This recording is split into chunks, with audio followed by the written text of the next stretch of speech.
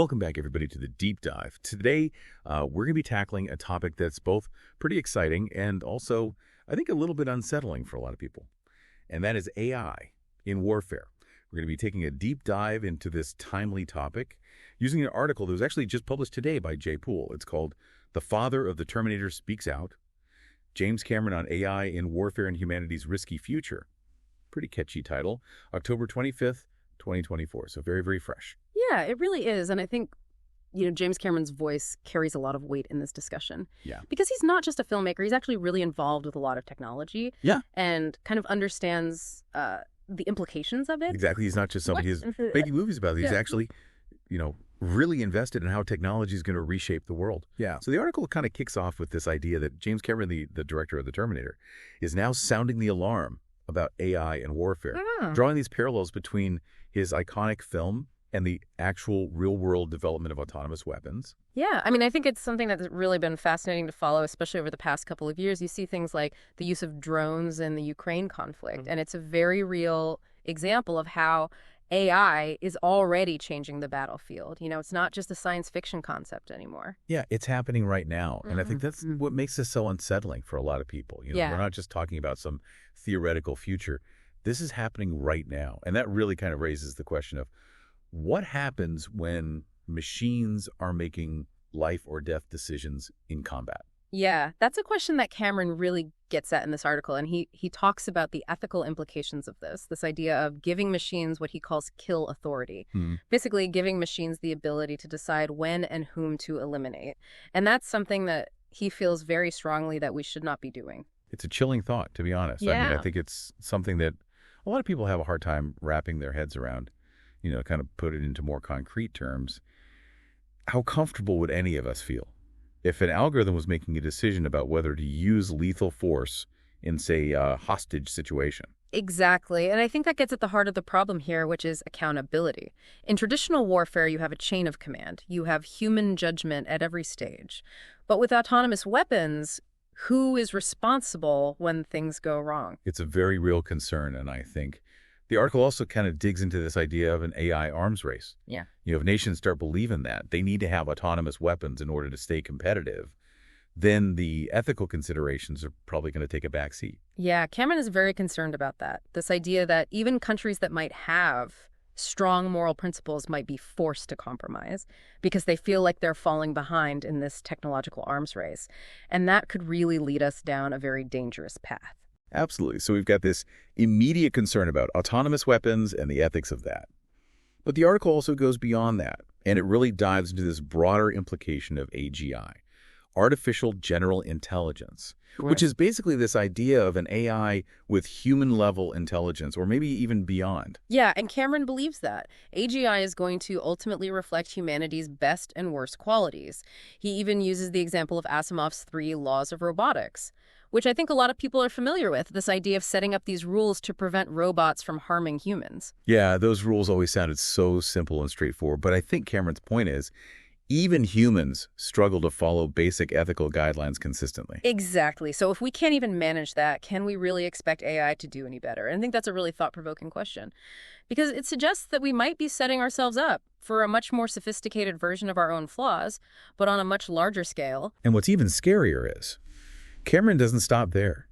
He takes it even a step further by suggesting that this AGI might not even emerge from, government research labs where there's at least some public oversight. Right. His concern is that it's more likely to come from powerful tech companies that are driven by profit and operating with much less transparency. Yeah, and he paints this picture of, a future where a handful of corporations might control these incredibly powerful AI systems that are subtly influencing our lives, our access to information, even our social interactions, all in the name of, efficiency or profit.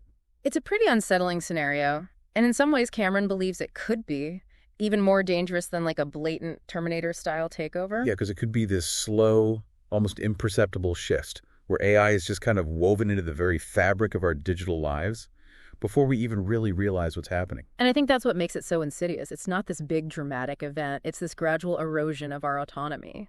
And what's even more unsettling, I think, is this idea that, Maybe the Terminator scenario is actually too optimistic. At least with Skynet, the threat was clear. Right. We knew who the enemy was. Yeah. But in today's world, the lines are so much blurrier. And this potential for AI to manipulate us in these subtle, insidious ways is a very real concern. It is, and I think that's what makes this conversation so important. We need to be aware of these risks, and we need to start thinking about how we're going to mitigate them. Absolutely, and that's what we're going to be exploring in more detail as we continue this deep dive. So stay tuned. Yeah, it's a lot to think about, but, Jay Poole also makes it clear that Cameron isn't completely doom and gloom about AI's future. Yeah, he sees this incredible potential for AI if it's developed and used responsibly. Yeah, he's really enthusiastic about its potential in areas like, creative fields like art and storytelling. Oh, that's interesting. Yeah. Like imagine AI tools that could actually help. Artists and musicians kind of push the boundaries of their craft, create new forms of expression. I mean, that's already happening to some extent, right? Yes. People using AI to generate music or create artwork. Exactly, and I think Cameron sees that potential expanding even further. Imagine incredibly realistic special effects in movies. Or, AI-composed soundtracks that can adapt to the emotions of a scene. Yeah, like a soundtrack that can actually respond in real time to what's happening on screen. Exactly. It's pretty mind-blowing when you think about it. It is, and it's not just about art and entertainment either. Cameron also sees huge potential for AI in scientific research. Oh, absolutely. AI could help scientists analyze these massive data sets, identify patterns that humans might miss, and potentially lead to breakthroughs in areas like medicine and climate change. So it's like AI could actually help us solve some of the world's most pressing problems. Exactly. That's a much-needed dose of optimism, right? It is. And then there's also this idea of AI as a partner in exploration. Yeah, Cameron talks about AI helping us venture into the unknown, whether it's the depths of our oceans or the vastness of space. Like AI could help us reach places and understand things that are currently beyond our grasp. Precisely. But I think the key takeaway from Cameron's perspective is this. AI is a tool. And like any tool, it can be used for good or for ill. It all depends on the intentions of those who wield it. So it's not about demonizing AI itself. It's about being mindful of how we develop and deploy it. It's a call for responsibility and careful consideration of the potential consequences. Exactly. Cameron is urging us to approach AI development with this strong sense of ethics and to make sure that AI aligns with our values as a society. All right, that all sounds well and good in theory. But how do we actually put those ideas into practice? Well, I think the first step is we need to have these open and honest conversations about the potential risks and benefits of AI, like the one we're having right now. Yeah, I mean, it's easy to get caught up in the hype or the fear, but we need to really step back and have these thoughtful discussions. Exactly, and we need to engage with experts from all walks of life, not just computer scientists and engineers, but also ethicists, philosophers, social scientists, policymakers. It's about bringing together a diverse range of perspectives to create a more holistic understanding of AI. Precisely. And along with that, I think we need to establish clearer guidelines for AI development. We need to prioritize transparency and accountability, put safeguards in place to prevent unintended consequences. So, for example, if we're talking about AI in warfare, we need to draw some very firm lines in the sand. AI should never be given the authority to make life or death decisions without human oversight. I completely agree, and I think that's where Cameron's voice is so valuable. He's not just a filmmaker, he's a technologist. He's an explorer, and someone who really understands the potential consequences of unchecked technological advancement. Yeah, he's using his platform to urge us to be proactive, to shape the future of AI before it shapes us. And I think it's not just about the big picture either. It's about personal responsibility as well. What do you mean by that? Well, think about the choices we make as consumers. Do we support companies that are prioritizing ethical AI development? Do we advocate for transparency and accountability from these tech giants that are shaping the AI landscape? Yeah, those are important questions. It's easy to feel kind of powerless in the face of these massive technological shifts. But our individual choices do matter. They absolutely do. And it starts with being informed, questioning assumptions, and engaging in these thoughtful dialogues about the future we want to create. And speaking of engaging with this topic further, I want to remind our listeners about Jay Poole's YouTube channel, Tech Frontiers. He offers these really insightful deep dives on AI ethics and the future. Yeah, it's a great resource for anyone who wants to learn more and explore these complex issues in greater depth. So if you're feeling inspired to dig deeper after our conversation today, definitely check out Tech Frontiers. Now as we head into the final part of our deep dive, let's shift our focus to the individual. What can we as individuals do to ensure that AI serves humanity and doesn't lead us down this path of destruction? It's a big question, isn't it? We've been talking about, the potential of AI, the perils of AI, especially this application in warfare. And it can feel really overwhelming, to be honest, especially when you think about how fast this technology is developing and the implications of something like AGI. As we kind of wrap up this deep dive, I'm curious, what are your thoughts on what we can do as individuals to navigate this uncharted territory? Yeah, I think it's a crucial question, and honestly, I think the first step is deceptively simple. It's stay informed. The more we understand about AI, its capabilities, its limitations, the different approaches that are being developed, the better equipped we'll be to engage in these conversations and to make informed decisions. Yeah, that makes sense, but there's just so much information out there. It's kind of hard to know where to start.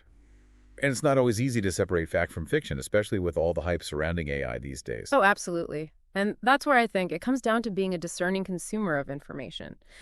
Go beyond the headlines. Seek out reputable sources, engage with experts who are thoughtfully exploring these issues, and don't be afraid to ask questions. Challenge assumptions, both your own and those presented by others. Yeah, critical thinking is so key here. We need to be wary of both the overly optimistic scenarios and the doom and gloom scenarios that you often hear about AI. Exactly. It's easy to get swept up in the excitement or the fear, but it's so essential to kind of step back and ask those critical questions. What are the potential benefits and risks of a particular application?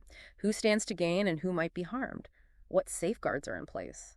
Yeah, those are questions we should be asking ourselves all the time, both individually and as a society. Absolutely. And I think beyond staying informed and thinking critically, we also need to use our voices, advocate for responsible AI development, demand transparency from those who are creating and deploying these technologies, hold them accountable for the consequences of their actions. So that could look like, supporting organizations promoting ethical AI, contacting our elected officials, expressing our concerns, even, choosing to support companies that are prioritizing ethical considerations. Exactly. Every action, no matter how small, can contribute to shaping a more responsible and beneficial future for AI. And I think it's important to remember that we're not alone in this. There are so many people and organizations out there that are working to ensure that AI is developed and deployed ethically and responsibly. It's such a crucial point. This isn't a battle to be fought in isolation. It requires global collaboration, empathy, and a shared commitment to creating a future where AI benefits all of humanity. Well said. As we wrap up this deep dive, I want to leave our listeners with a sense of hope and empowerment. The future of AI is not preordained. It's something that we are all creating together, with each decision, each action, each conversation. And I think James Cameron's central question is one that we should all keep in mind. Are we prepared to see ourselves reflected in the machines we create? And if not, it's up to us to change the image that we're projecting. That's a powerful thought. And for those of you who want to delve deeper into these topics, I highly recommend checking out Jay Poole's YouTube channel, Tech Frontiers. He does these really in-depth discussions on AI, ethics, and the future. It's a great resource. It is. So thank you all for joining us on this deep dive into AI and warfare. Keep exploring, keep questioning, and keep shaping the future.